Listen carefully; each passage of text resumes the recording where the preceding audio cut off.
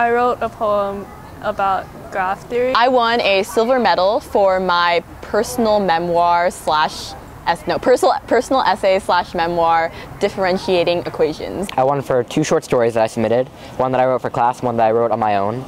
I got the idea over the summer because I went to a writing workshop at Stanford, and the teacher was very helpful. She gave us lots of ideas, so those are the 2 stories I submitted, and I was pretty proud of both of them. It was the personal story that I'd written by myself that I was proudest of because it was really my own idea that I'd come up with.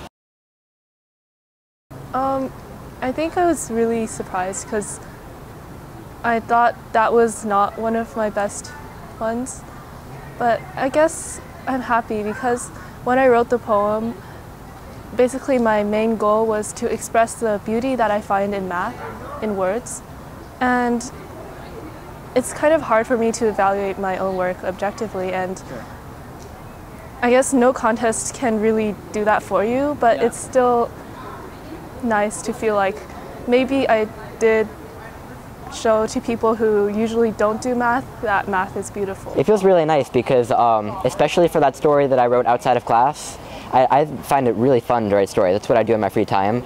I read and I write, so to have gotten recognition for that seems like a bonus. It's not what I was going for, but it's an extra thing that I'm very excited to have received. Really, really good, for lack of a better word.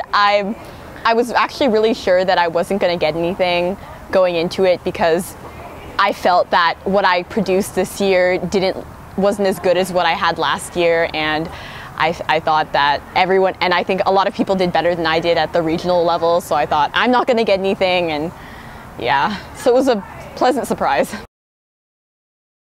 Well, I started out, the whole thing takes place in a graveyard, which is, of course, the classic kind of short story setting, but and the main character is an old arthritic hunchbacked undertaker. So that's the setup for a very cheesy short story, and that's exactly what I was going for. I wanted that to be what you're expecting going into it.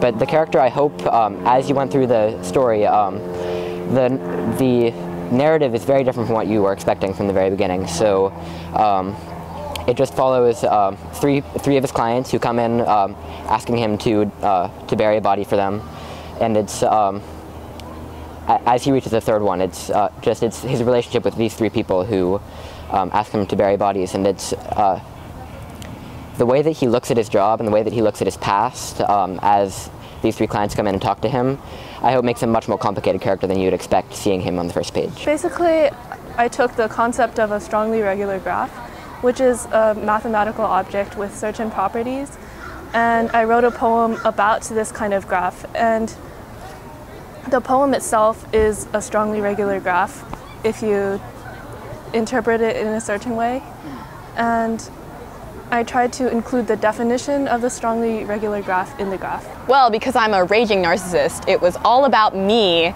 and my evolution as a person. Actually, it was about, I think as a more universal theme, it was about not letting preconceived notions of yourself restrict what you can be in the future. Pride is one of the major themes in there because a long time before the story started, the main character, this undertaker, had an argument, a falling out with his brother, and he's blotted his brother out of his mind. And even when the brother tries to come back into his life, this undertaker refuses to accept him back in. He's too prideful. He's unwilling to let go of the past that they've shared.